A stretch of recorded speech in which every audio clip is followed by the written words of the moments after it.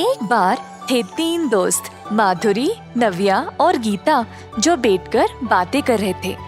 अचानक से वहाँ पर एक कंगन बेचने वाला आया।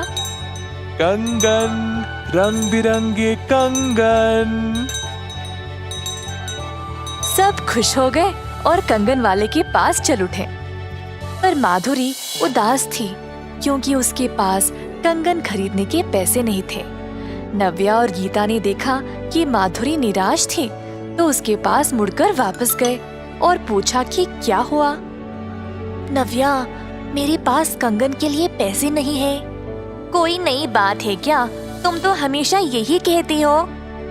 अरे माधुरी, बुरा मत मानो, धीरे धीरे पैसा जमा कर कर तुम बाद में भी खरीद सकती हो। मैं भी उसी समय खरीदूंगी। चलो, जब तक तुम्हारे पैसे जमा नहीं हो जाते हम इंतजार करेंगे। माधुरी ने अपनी सहेलियों को अलविदा किया और घर की ओर चल पड़ी। घर पर उसकी माँ ने देखा कि उसका मन कुछ ठीक सा नहीं लग रहा था। क्या हुआ मेरी बच्ची? माँ, बाजार में एक कंगन वाला आया था। सब लोगों ने खुशी से कंगन खरीदे। अगर हमारे पास काफी पैसे होते तो आप भी मेरे लिए खरीदते ना। हाय मेरी बच्ची, चिंता मत करो। तुमको पता है असली धन क्या होता है? एक दयालु दिल और दूसरों की मदद करना, और इससे हम कुछ भी पा सकते हैं। ठीक है बेटा। अपनी माँ की बातें सुनकर माधुरी को अच्छा लगा और उस रात वह शांति से सो गई। एक दिन माधुरी और उसकी सहेलियां बातें कर रहे थे जब उन्होंने एक गधे को भारी लकड़ी उठा ले जाते हुए देखा। माधुरी ने गधे की ओर देखा और अपनी माँ की बातों को याद किया। माधुरी गधे का बोझ हल्का करना चाहती थी। अपनी सहेलियों से भी मदद मांगा।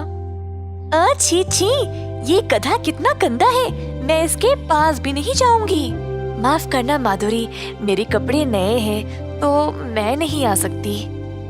माधुरी ने अब गधे की मदद अकेले ही करने का निर्णय लिया। यह तो काफी मुश्किल काम था, पर फिर भी उसने किया। इसी दौरान एक बूढ़ी महिला वहाँ पर अपने गधे को ढूंढते हुए आई। ओ बिल्लू, रुक। बिल्लू, मैं तेरे पीछे और नहीं दौड़ सकती।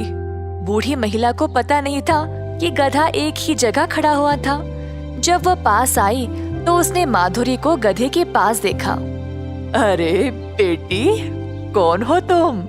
अम्मा जी, मैंने आपके गधे को अकेले इतना भार लेकर चलते हुए देखा तो बस मैंने थोड़ा सा बोझ हल्का कर दिया गधे की मदद करने के लिए। क्या तुमने अकेले इतना भार उठा लिया? वाह, तुम तो काफी बलवान बच्ची हो। क्या तुम मेरे घर आकर मेरी मदद करोगी? चलो, इस लकड़ी को साथ उठा ले चलते हैं। जरूर अम्मा जी। माधुरी बूढ़ी महिला के घर गई और उसकी मदद की। ठीक है अम्मा जी, अब मैं घर चलती हूँ। अलविदा। अरे लड़की, रुको तो सही। तुम बहुत प्यारी हो। तुमने अपने कपड़ों और हाथों के गंदे होने की परवाह किए बिना मेरी इतनी मदद की। तुम्हारा स्वभाव सच में बहुत दयालु है। ये चक्की ले जाओ, मेरी तरफ से तुम्हारे लिए एक तोहफा। माधुरी को लगा कि यह चक्की रसोई में उसकी माँ को काम आएगी और खुशी से भेंट स्वीकार किया। प्यारी बच्ची, यह कोई साधारण चक्की नहीं है, ये जादुई चक्की है। इस चक्की से तुम कोई भी खाने की चीज पा सकते हो और केवल तुम ही इसको रुको रुको कहकर रोक सकती हो। की बातें सुनी और वहाँ से चली गई। घर जाकर अपनी माँ को सब कुछ बताया। माधुरी की माँ उत्सुक थी चक्की के जादू को देखने के लिए। गिरक कर बोली, ओ जादुई चक्की, हमें खाने के लिए चावल दे दो। ऐसा बोलते ही चक्की चलने लगी और उसमें से चावल के दाने निकलने लगे। दोनों माधुरी और उसकी माँ यह नजारा देखकर आश्चर्यचकित रह गए। चक्की चलती गई और सारा कमरा चावल से भर गया। माधुरी की माँ को अब फिक्र होने लगी। अरे माधुरी, हाय, अब हम इसको रोकेंगे कैसे? जी माँ, मुझे पता है इसको कैसे रोकना है। ओ जादुई चक्की, तूने काम किया सही, बस रुक जा अभी। ऐसा बोलते ही चक्की रुक गई। अरे बेटी, अब हम इतना चावल का क्या करेंगे?